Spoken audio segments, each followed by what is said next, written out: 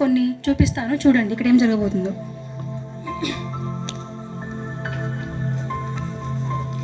ఈరోజు మా అబ్బాయి అన్నప్రాసన వేడుకండి. ఈరోజు మీరందరూ వచ్చినందుకు నాకు చాలా సంతోషంగా ఉంది.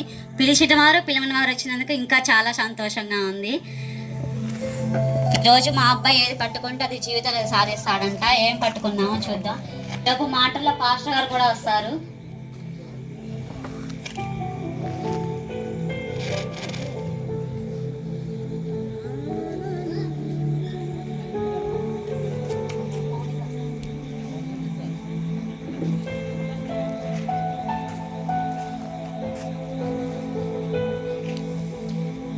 పాస్టర్ గారు కూడా వచ్చారండి.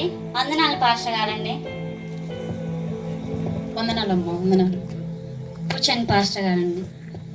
ఇక్కడ ఏమేమి పెట్టారో చూసుకున్నామండి.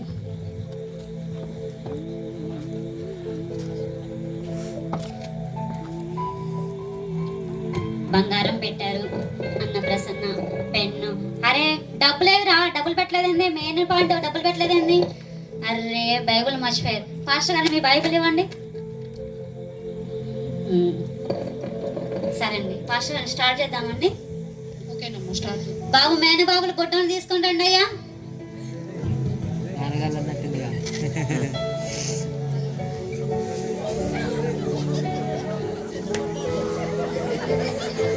ఇక్కడ కూర్చోబెట్టండి, ఇక్కడ కూర్చోబెట్టండి.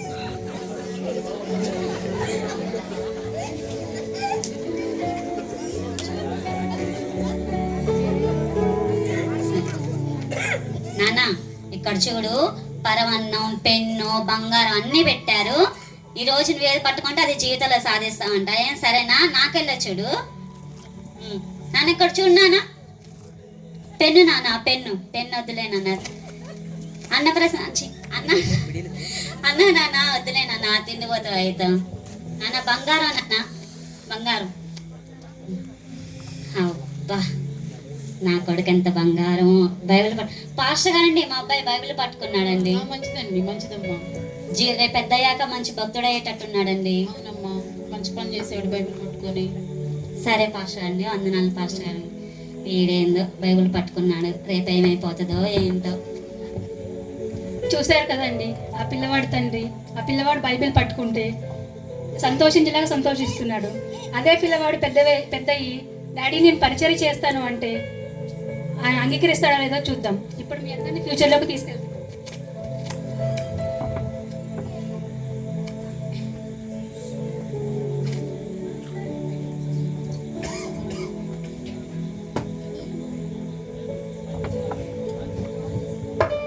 అందరికీ వందనాలండి.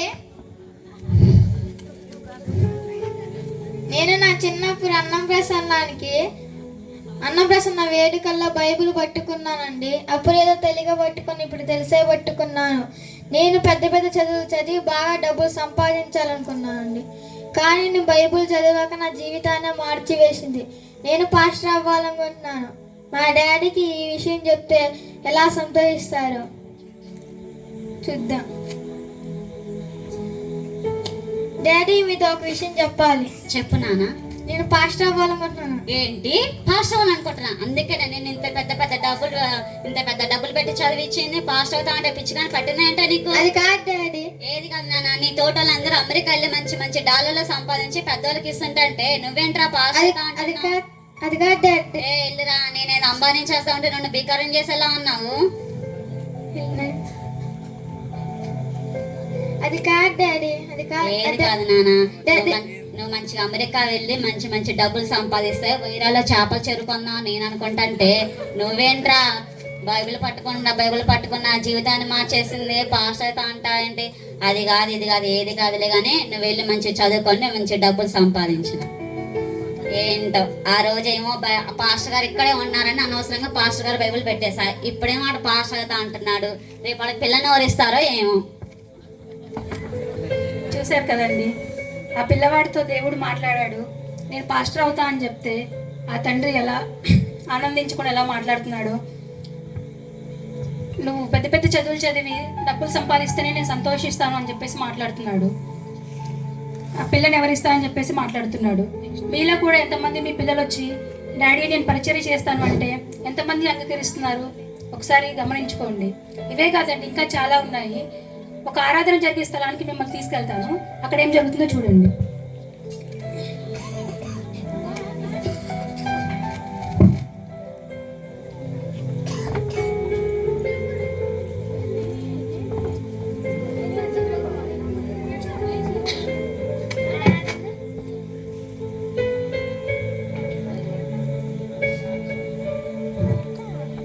దేవుని నామానికి వందనాలండి.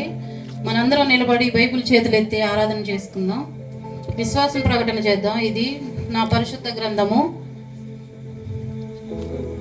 ఇది నా పరిశుద్ధ గ్రంథము, రెండంచులు గల ఖడ్గము, అపరంజి కంటే అమూల్యమైనది, బంగారము కంటే విలువైనది, తేనె కంటను జుంటి తేనెదారుల కంటను మధురమైనది. ఏంటమ్మా ఈ విడ్డూరం? ఏం చేస్తున్నావు అమ్మా? అందరు ఏం చేస్తున్నారు, నువ్వేం చేస్తున్నావు? అందరూ విశ్వాస పఠనం చేస్తున్నారు, నేను విశ్వాస పఠనం. అందరూ బైబిల్ ఎత్తి పట్టుకుంటే నువ్వేంటమ్మా ఫోన్ ఎత్తి పట్టుకున్నావు? ఫోన్లో బైబిల్ యాప్ ఉందండి. అవునా అండి?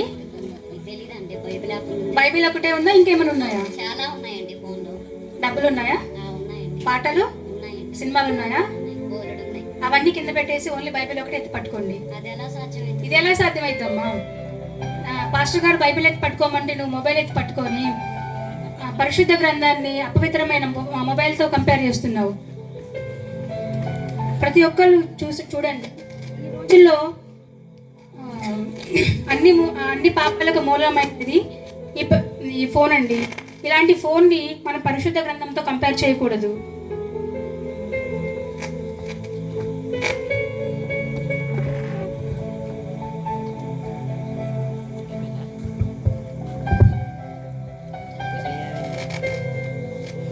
చూశారు కదండి, చాలా మంది ఫస్ట్ నన్ను ముద్రించేటప్పుడు ఏ భక్తుడి దగ్గరికి వెళ్తానో, ఏ భక్తురాల దగ్గరికి వెళ్తానో, నన్ను వాళ్ళు ఎంతగానో చదువుతారో, చదివిన దాన్ని ఎంత బాగా అర్థం చేసుకుంటారో, అర్థం చేసుకున్న వాక్యాన్ని నలుగురికి ఎలా చెప్తారో, ఆ చెప్పిన వాక్యం అందరూ ఎలా నడుస్తారో అని చెప్పేసి చాలా ఆశగా ఉండేదండి. చాలామంది క్రైస్తవులు చూస్తుంటే నాకు చాలా బాధ వేస్తుందండి. ఎందుకంటే చాలామందికి మా విలువ తెలియక బైబిల్ని చేస్తున్నారు, కాల్ చేస్తున్నారు, చింపేస్తున్నారు. అలాంటి సంఘటనలు చూస్తుంటే మాకు చాలా బాధ వేస్తుందండి. అంతకంటే బాధ కలిగించే విషయం ఏంటంటే నిజమైన క్రైస్తవులు కూడా బైబిల్ చదవలేకపోతున్నారు. ప్రతి ఒక్కళ్ళు బైబిల్ చదవాలండి. దేవుడు నాతో మాట్లాడని చెప్పేసి మాట్లాడుతున్నారు. దేవుడు ఎలా మాట్లాడతారండి? ఆది యందు వాక్యం ఉండెను, వాక్యము దేవుడై ఉండెను, వాక్యము ఆయన వద్ద ఉండేను అని చెప్పేసి మనందరికీ తెలుసు కదండి. అందరూ దాన్ని మర్చిపోతున్నారు. అలా కాకూడదండి. ప్రతి ఒక్కరూ బైబిల్ చదవాలి. దేవుడు ప్రతిరోజు బైబిల్ చదివితే మనతో మాట్లాడతాడు. అంతేగాని బైబిల్ చదవకుండా నిర్లక్ష్యం చేయకూడదు. దయచేసి మీ దగ్గరున్న మాలాంటి బైబిల్ని బాధ పెట్టకండి.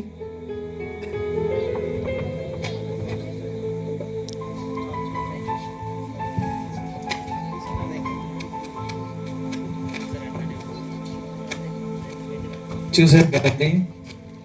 ఇంకా కొంతమంది మేము దాన్ని షార్ట్ చేసి